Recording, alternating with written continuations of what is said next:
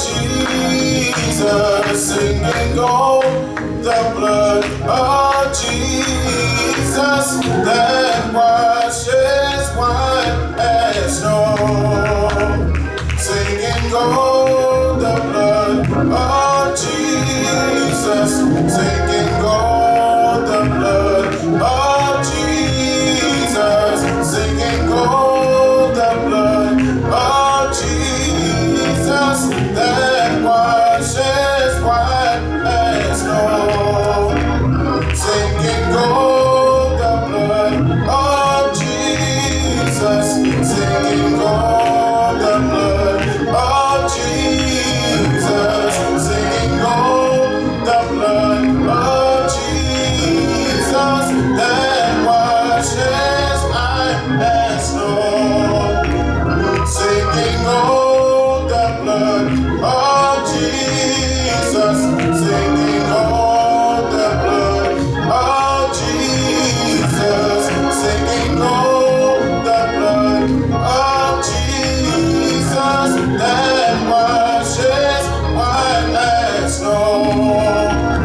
When I see the blood, when I see the blood, when I see the blood, I will pass over you. Oh, when I see the blood, when I see the blood, when I see the blood, I will pass over you. Oh, when I see the blood, when I see the blood, when I see the blood, I will pass over you.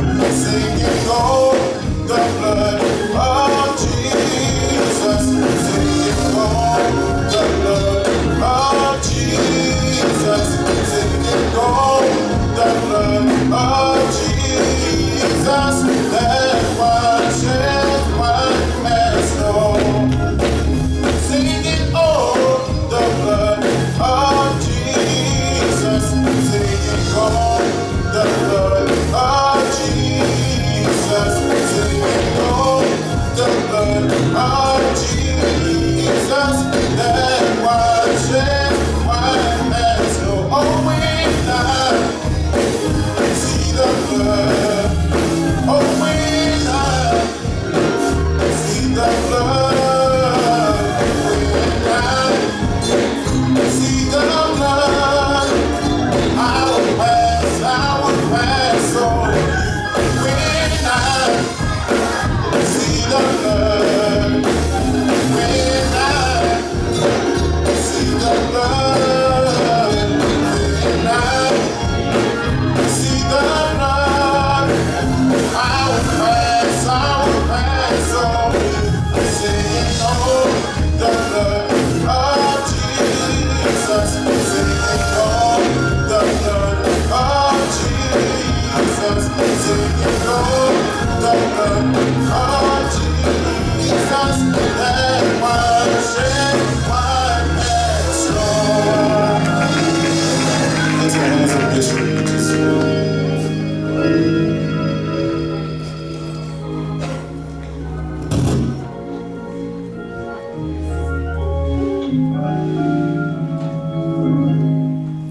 Praise the Lord, everybody.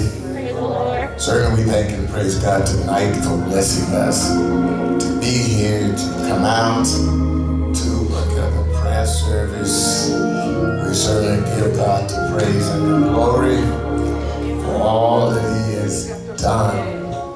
We're glad to be here amidst so much trouble and sorrow in the land. But we are here.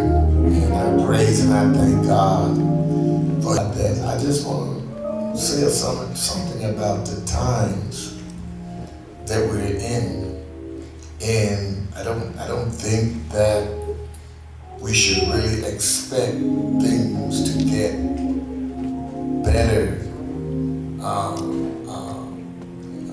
because of the Bible and what it's saying to us, that we're going to have to face whatever is coming up on the world, and we're going to have to gird up the loins of our minds and be sober. And I say that because of the things that are transpiring.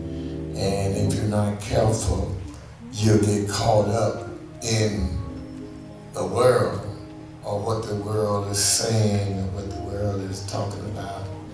And that is certainly through the media outlet. And they're showing us all the bad things that are happening.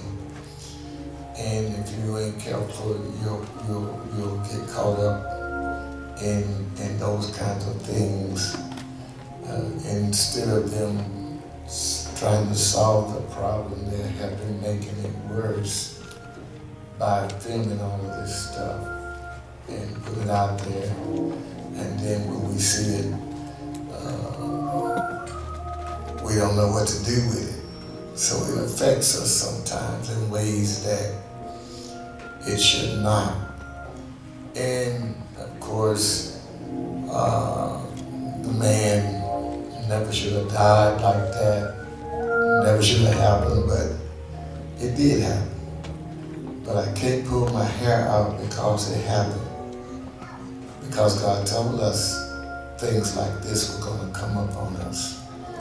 So we just have to realize the time in which we're living in. I want to go, Sister Sheila, to 2 Timothy.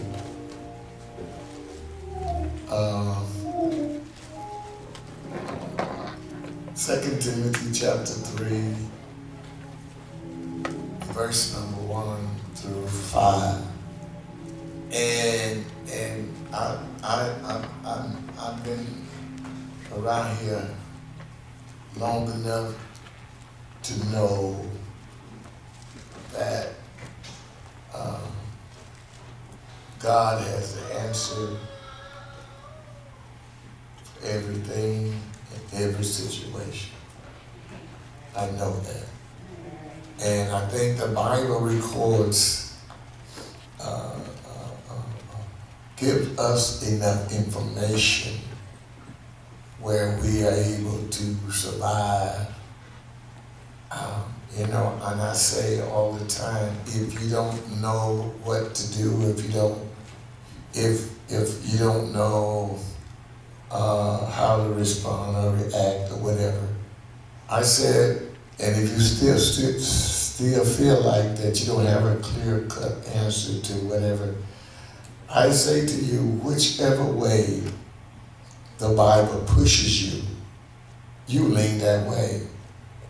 And I think that I would much rather lean toward what the Bible is saying than anybody else is saying, because the Bible is the Word of God, and you can't go wrong trusting the Word of God. And I know we get excited and things of that nature. But 2 Timothy chapter 3, verses 1 through 5, Sister She. This know also, that in the last days perilous times shall come. For men shall be lovers of their own selves, covetous, boasters, proud, blasphemers, disobedient to parents, unthankful, unholy, without natural affection, truce breakers, false accusers, incontinent, fierce, despisers of those that are good. This is what the Apostle Paul is saying, and of course in chapter 4 of 1 Timothy, he was saying how the Spirit is speaking expressly, that it was made so plain and clear to him about those that will be giving heed to seducing spirits and doctrines of devils. You might as well get that right. First Peter 4:1. Let me finish 4 and 5. Oh yeah, finish that. Traitors, heady, high-minded, lovers of pleasures more than lovers of They're God, gonna love pleasure more than they love God. having a form of godliness, And they're gonna have a form of godliness. but denying the power thereof. And these 5 verses is covering so broad an area that it even brings it into the church. How people, and really this is written to the church, how people are going to be in the last days. I was reading and they said that the last days started, the last day in the history of salvation started on the day of Pentecost. And the last days will end in the second coming of Christ. So we and that's why Paul and them would talk like they talk, and Peter, in so many cases that letting us know that those were the last days then. But I think that they took a different outlook than we have taken. They lived so as if it was the last days, and those disciples were standing there, and those angels told them to go on to Jerusalem like he told them, because that same Jesus whom you see go away is coming back in like manner. And then when the church was established, people started selling their belongings and stuff like that, because they were really looking for Jesus to come back, and they was trying to make all things common and bless all the people that were there. But when we look at this, 2 Timothy 3,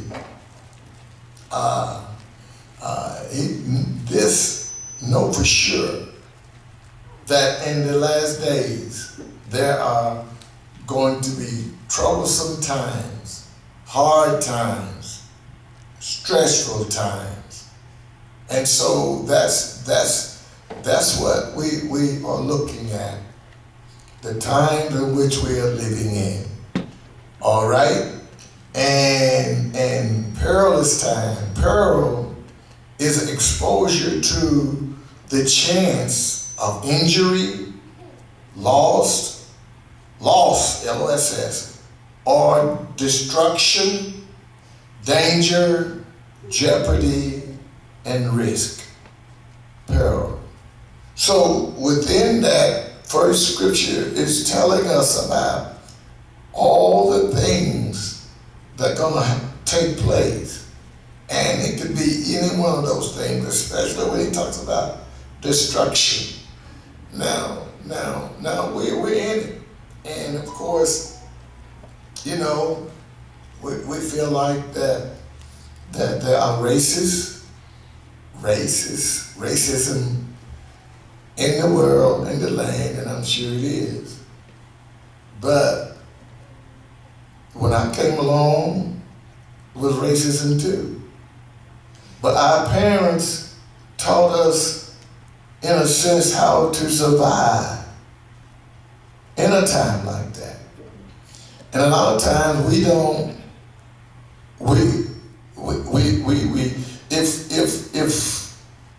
people would pay attention to the teachings and the Word of God, they're going to be well protected. And then if anything come your way or happen to you and you're living for God, it must be God's will. And I know that was a tragedy, and we hate to see that. But things are going to happen like that, you know. And all the commotion that is in the world, brought so much destruction to many cities, and Chicago being one of them. And that's wrong too. You cannot do that kind of thing when you are, supposed to be a law-abiding citizen. I'm not even going to say saved. I'm going to say you're supposed to be a law-abiding citizen.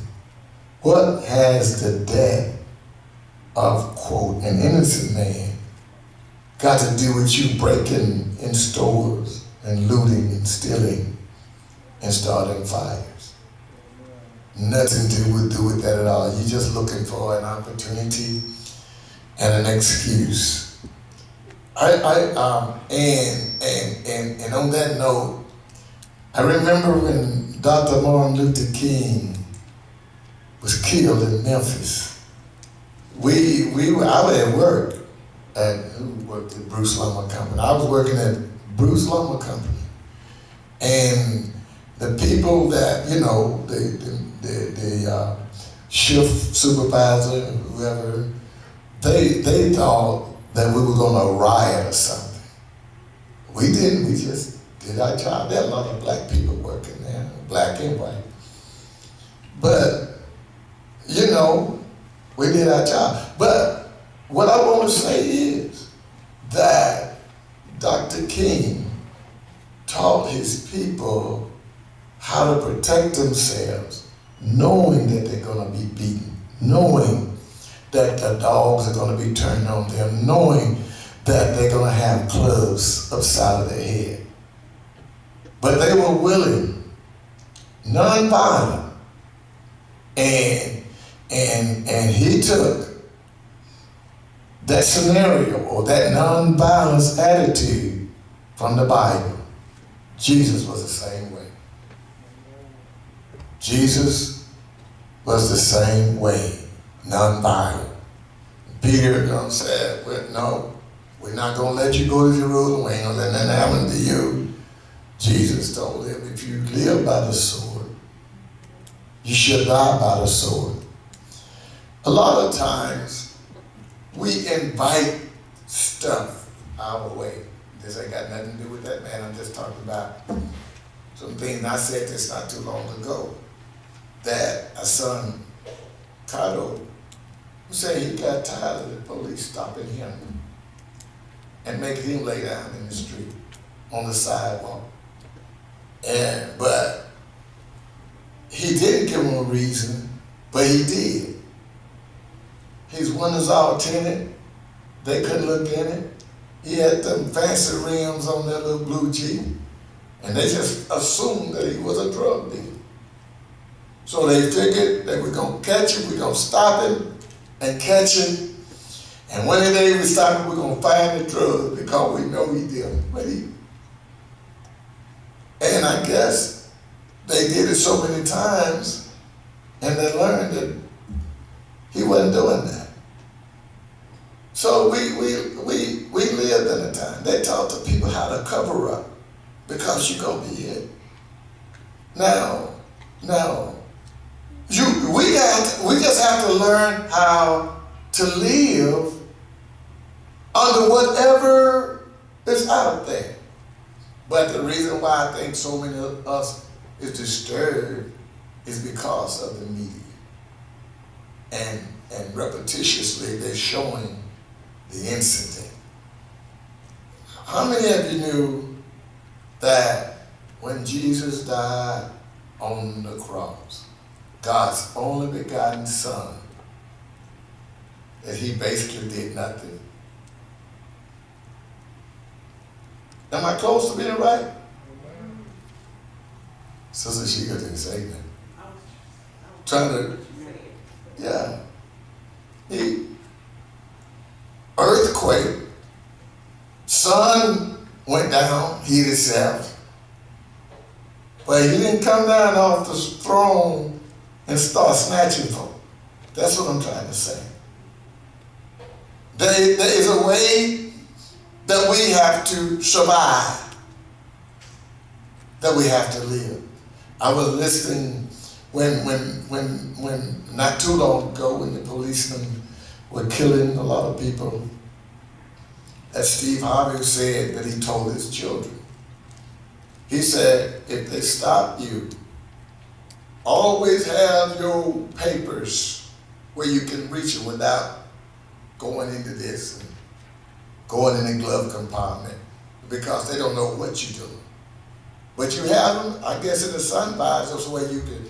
Why are you telling your kids that? Because he understood the times. And because he wanted his children alive and not dead. So I'm telling, and see, if people would listen to you, if you know, I'm not against this, I'm just saying, if you were driving down Main Street and you saw about 10 boys all standing out there with hoodies on, what would you think? And then you go down to the next corner and everybody got red bandanas on, red hoodies, red shoes, red jacket. What's gonna come to your mind? Gang. So if our children, or if whoever, do not get so caught up in the world, then they can't identify you with the world. They won't think you the world. Yeah, they'll pull you over because your music is too loud. But that's what the world do. That's what you want to do. You want to bump it up. We're talking about, say, because, why are you saying? Because these things are going to happen. They are going to happen. But if you can keep yourself out of harm's way, out of the darkest night, y'all know what I'm talking about, you're less likely to get harm, hurt. And then if you're serving God, that's another thing you have to look at. God's got it all in control. Everything. Everything.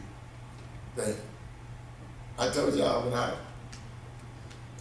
went to that prison, they may have, when you go in the break room, and I was preaching in there, you know, they had a lot of them come in there.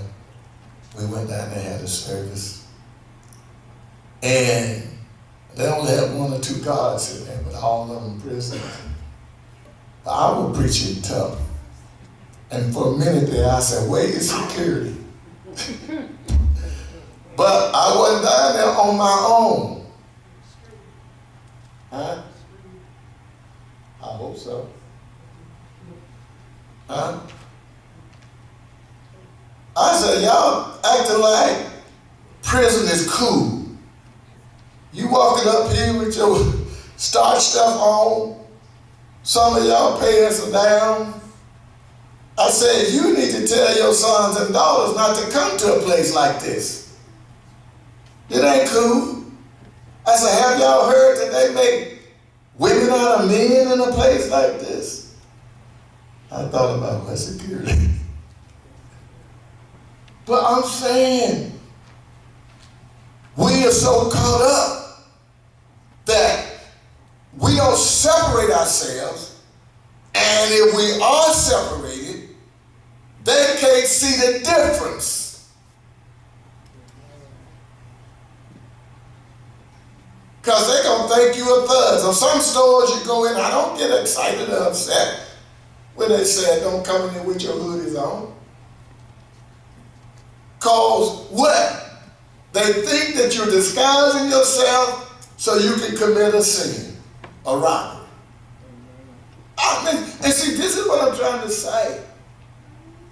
If we would hear the teaching and know that there are certain places you shouldn't go and there are certain people you shouldn't hang out with, and I was telling, who was that? Huh? What is it? I was telling somebody that I was in Mr. Ballard's class. Frank Ballard, I don't know if y'all know him. He was a biology teacher at high school, and I was in high school many moons ago. And we was in a rough class. About 5 of us in there was halfway decent, you know. We was in a rough class, and boy, they was all cutting up. So we go whoop everybody. And when I got to the door to go back there, he was a photographer and everything. He had a dark room. He'd take you back there and whoop you. And I got up to the door to go back there. You know what he told me? You in the wrong class. But he didn't know. He whooped me though. And see, sometimes you can be guilty by association. And people don't understand that. They don't understand that. So this is why it's so important for us to really be different from the world. And don't be hanging around where you can get yourself in trouble. I'm not talking about this, man. I'm trying to help us, our children. I went to this, what is this, Family Dollar store over here, and I bought something. I think I gave her $5. She took that $5 bill and looked up like that. I said, are they passing? You know, you do a 20 maybe, or, you know, that 100, something like that. She was looking at the 5. She said, you'd be surprised how many people that come in there with phony money. So I don't get offended. Get a little nervous because I just come from the bank. I don't know what the bank gave me. It makes me a little nervous. But they'll take that and do that and try to make sure that that's not a phony $5 bill. And she said, yeah, and see, there's another store that sometimes give out change, and that change may not necessarily be real. And she said that we would get a lot of that from somebody coming from that place. We're in a time, and Paul said, perilous times shall come. I may not hold you too long. There's some things that I have to talk about. Cause it just stirred me up. All right. 1 Chronicles chapter 12 and verse 32. We want to read that and then go a little further.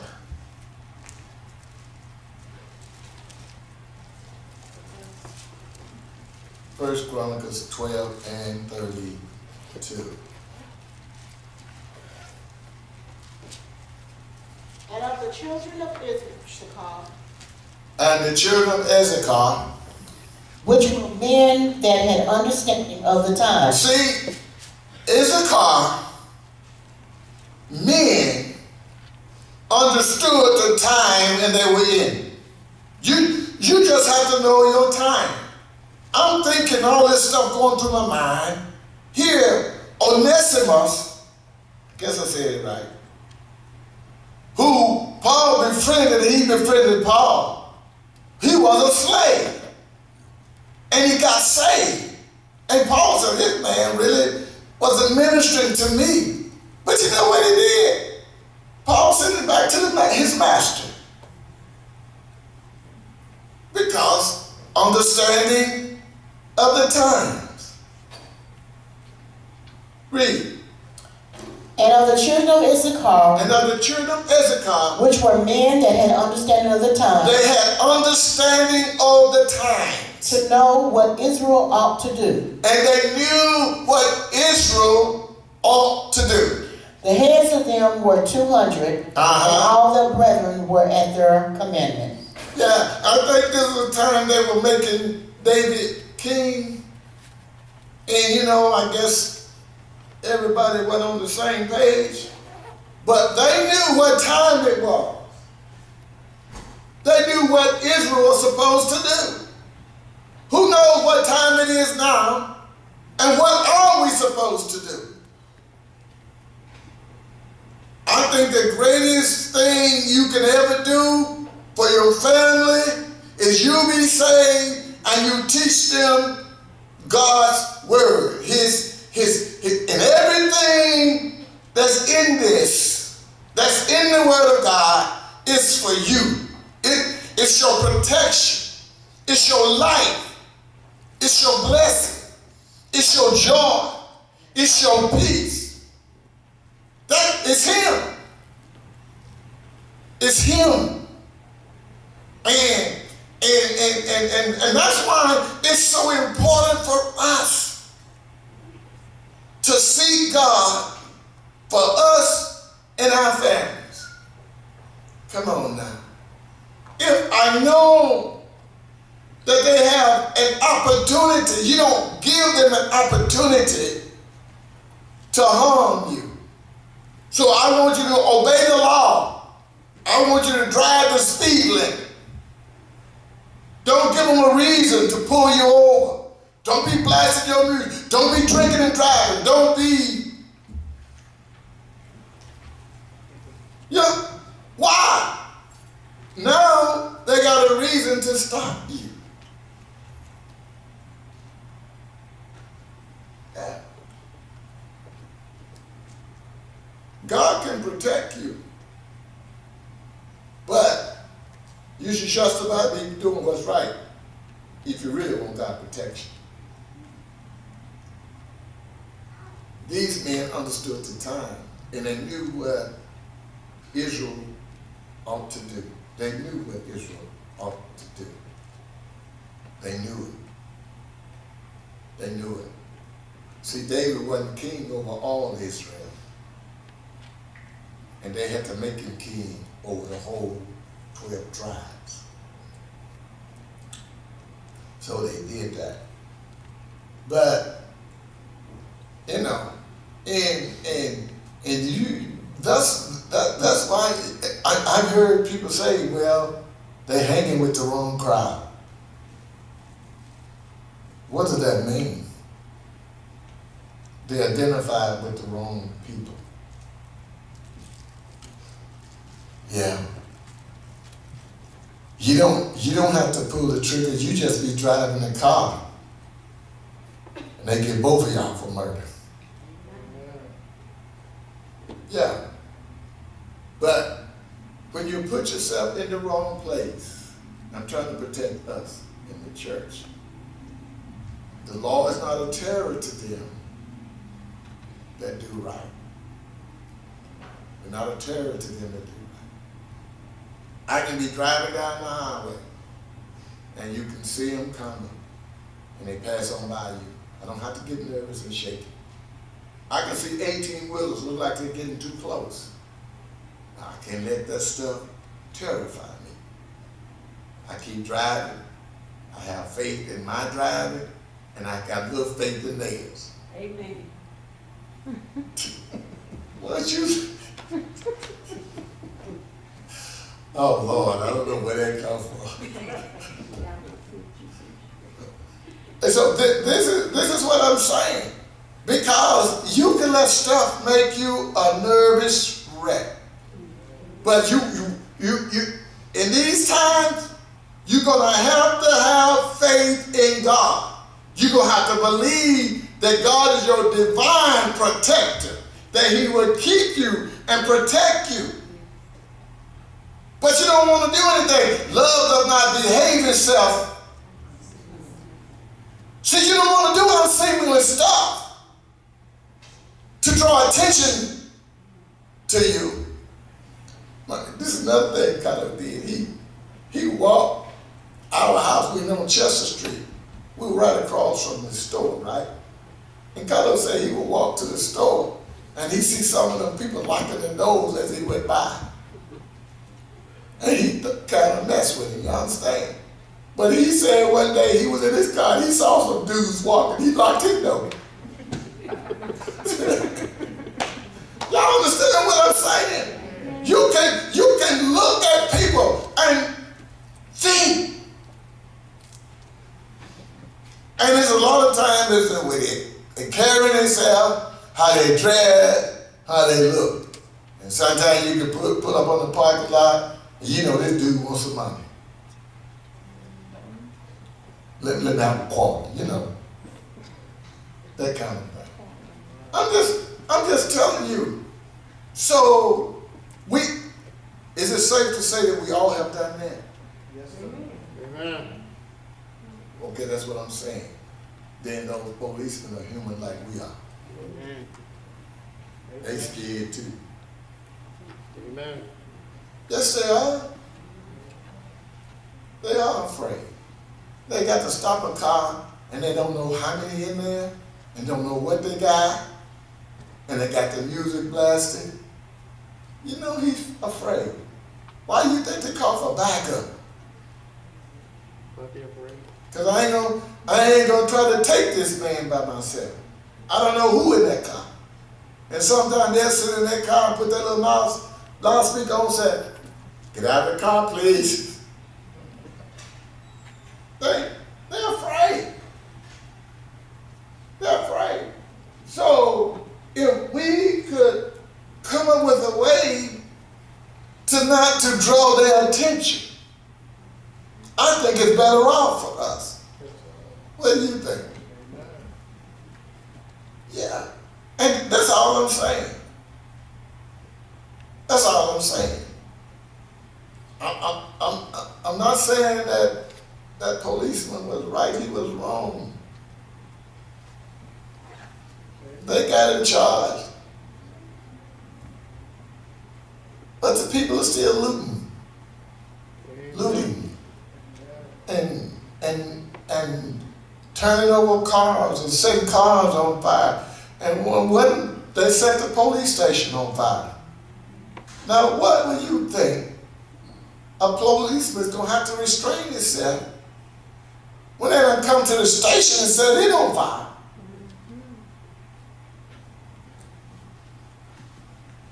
What we do. If you get stopped, you ain't done nothing. If you can find a place where people are, service station, convenience store, you pull over. Don't speed, because they gonna think you're trying to get away. And you just pull over in the light, if you can find a place like that. So if they do something to you, you got some witnesses. But just keep yourself in a clean place. Amen. You understand what I'm saying? And that way you're less likely to get yourself in trouble or get perceived as a troublemaker. Now, if they out there riding, look, I ain't no rioter, and I'm not a racist. Don't hate no race. And I get out there and they throwing bricks and bottles just to stop and see what's going on. And the police has come up there and get us all. I don't need to hang around that. Amen. Don't need to hang around that. But this is the time we're living in. Now, how are we going to survive these times? All right. Read 2 Timothy 4:1. You didn't read that, did you? Oh, no, I don't think you read that. Am I making sense, or do we just need to go on and pray? Because y'all be looking at me strange sometimes. Jesus. All I can do is what I know to do. I say things to try to help you. I be telling off on me sometimes to try to help you. Yeah. All right, what did it say, Sister Sheila? I charge thee therefore. No, I'm in the wrong place. That's 1 Timothy 4. I'm trying to get you ready to preach the word and all this stuff. Now the Spirit speaking expressly. Now the Spirit is speaking expressly, very, very plain. That in the latter time some shall depart from the faith. And some is going to depart from the faith. Giving heed to seducing spirits. They're going to be giving heed to seducing spirits. And doctrines of devils. And doctrines of devils. speaking lies and hypocrisy, having their conscience seared with a hot iron, Yes. forbidding to marry,